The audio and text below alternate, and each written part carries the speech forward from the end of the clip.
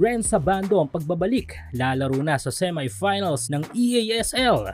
Kai Sotto, AJ Edu, Carl Tamayo, pinagtripan si Dwight Ramos, kulitan sa social media. Yan ang ating mga pag-uusapan para sa video natin na ito.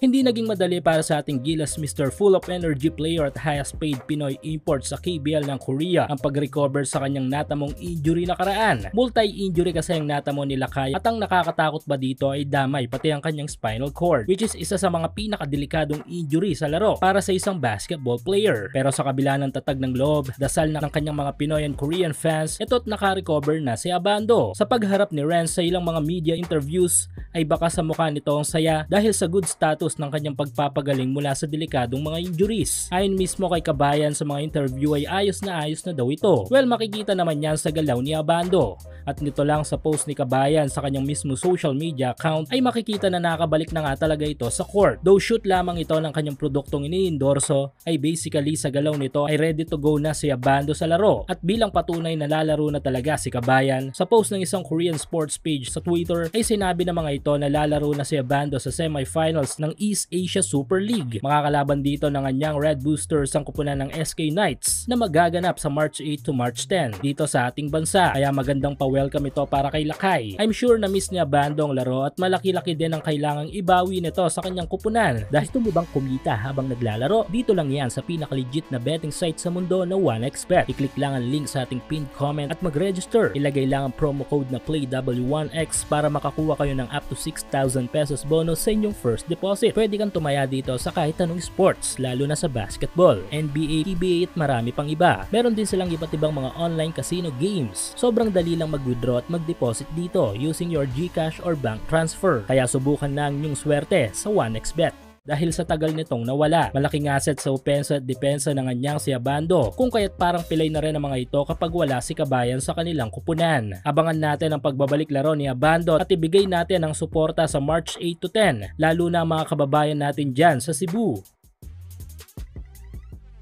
Samantala, nasa Hong Kong nasa ngayon ang ating national team na Gilas Pilipinas para ituloy ang kanilang ensayo sa magiging unang laro nila kontra sa national team ng Hong Kong. Naging puspusan ang mga araw ng ensayo ng ating mga players dito sa bansa, meaning naaayon sa plano ni Coach Tim ang lahat. Though maikli lang ang araw ng ensayo ay dikdikan naman ito, ika nga nila. At asahan natin sa maikling panahon na ito, since limited 12 players lamang ang lineup, ay magiging madali para sa lahat na ma-adapt ang mga plays, lalo na't mga pro naman halos sa mga malalaro natin. Isa sa katangian ng mga pro players na malayo sa mga amateur ay ang bilis nila mag-adapt ng mga plays ng team. Anyway, kahit pa nga sa gitna ng pressure sa dalawang laban this first FIBA window, ay nakukuha pa rin talaga ng ating mga malalaro na magkulitan at magpasaya sa bawat isa. Likas sa ating kulturang mga Filipino ang maging mabiro upang mapasaya ang bawat mahirap na sitwasyon. At ito nga ang ipinakita ng ating apat na mga young players. Ito nga ay sina Kai Sotto, Carl Tamayo, AJ Edu at Dwight Ramos. Sa social media ay napagtripan ng tatlo na asa rin si Dwight Ramos sa kanyang post about sa produktong kanyang iniendorso.